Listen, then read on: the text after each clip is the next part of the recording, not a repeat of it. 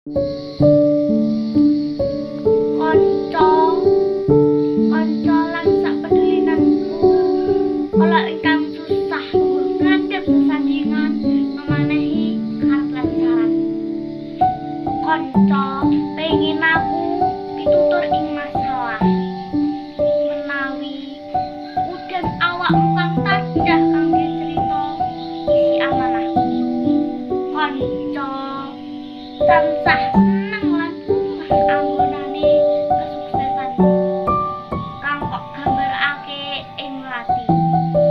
Konco ingkang suwe ingkang tuwa mikir dunya lan keluargane senengana ing soco anggonane banyu intik milih kon kang godhong enjing rasa kangen ati iki. Terima kasih.